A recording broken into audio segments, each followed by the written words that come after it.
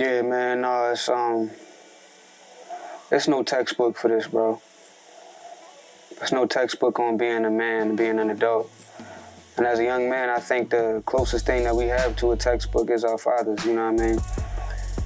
Me growing up, I remember me being a real young kid, 3, 4 years old, and my dad was like my biggest hero. You know, I say I had 3 heroes growing up. It was my dad, number one. It was Superman, Clark Kent, and The Rock, Dwayne Johnson. You know what I'm saying?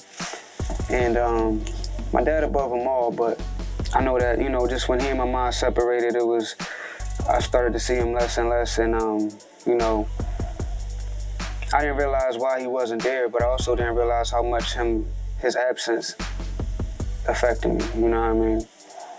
He was in my life, but, you know, he just wasn't somebody that I lived with. He wasn't around every day. And,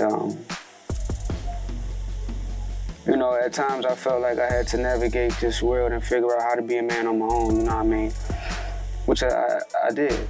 I didn't have no textbook, you know, and a lot of the male figures in my life, my big brother Groove was that figure, that male figure that, number one, I looked up to. I wanted to be just like him. I wanted to do everything he did. You know what I'm saying? I wanted to watch everything he watched. You know what I'm saying? Like, whether it's like video games, Madden, 2K, GTA, Saints Row, you know, all that, it came from him. The music, the Tupac, the Big Nas, all that, man, it came from him, stealing his iPod. You feel what I'm saying? I used to steal his shoes, you know what I'm saying, to go to school when I got big enough to fit his stuff. You know what I mean? Like, yeah, and you know, it's that same spirit in which, like, this song, Only Way, you know, it's big, man, because it's my way of giving back, you know what I'm saying? And I coach football. I coach youth football ages like 7 to like 14, right? And I love coaching football because it's so rewarding, right? And one of the things that they always ask me whenever I apply to coach somewhere is like, why do you want to do this? You know what I'm saying? And I always say, because I'm that kid. I'm those kids. It was 2008. 2008 was like yesterday to me when I was suiting up, helmet and pads and all that. And I just remember I really ain't know what I was doing or how to do anything, and I had great coaches. My coach, Eric Rutherford, Coach Wu, and I say to this day, he's one of the most stand-up men that I ever met in my life, because he took me, he loved me, he was hard on me, he worked me, but I knew he cared for me, I knew he loved me, you know what I'm saying? It was just his presence, it was that father figure. It's really from his principles that when I started coaching, I said, you know what, I'm gonna make my players feel just like how Coach made me feel. He's gonna pull the best out of me, right? He's gonna always hold me accountable, right? But he's gonna always love me, he's gonna always respect me. You feel what I'm saying? So whenever I get on my kids, whenever I get on my players and I cuss at them and I make them run extra laps or I make them do extra work, I may appear angry and all that like that, but I tell them, man, I didn't make you run those extra laps because I hate you. I ain't make you run them extra laps because I don't care. I made you do that because I do love you, because I do care.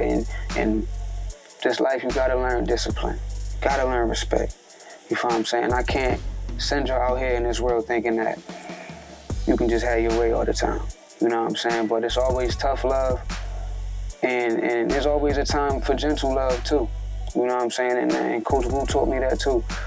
I remember one time our last game of the season, man, my last game junior high, and we lost that game, and I cried so bad because I felt like we let Coach down.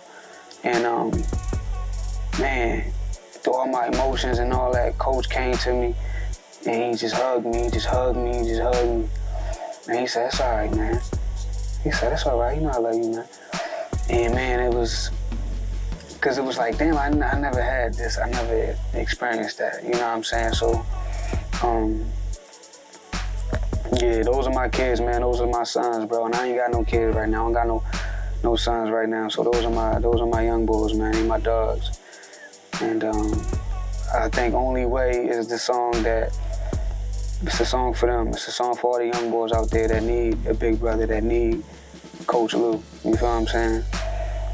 Or somebody like him. When management reached out to me about a Nipsey feature, I was like, bro, what are you talking about? You know what I'm saying? But he was like, man, I got the email from Anno.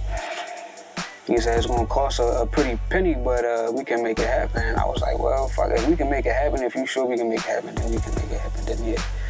And I just felt like, man, it's the perfect song, the perfect message to continue the marathon, you feel me? To keep Brody's legacy alive, because he is one of those figures, one of those big brothers, one of those father figures. His influence shined through his music. He's somebody that influenced me as a man coming of age. I listen to his stories, you know what I'm saying? And it provides guidance for me. It's almost like a textbook, you feel me? So, yeah, man. Look, man, y'all already know what it is. It's your boy, Lou Anthony, a.k.a. Louis Tucciano, a.k.a. JG Network, a.k.a. Tucciano Hemsworth, you know what I mean? My new single, Only Way, featuring Nipsey Hussle, dropping June 3rd, everywhere. Y'all make sure y'all go get that. Tap in with your boy. You already know. Yeet!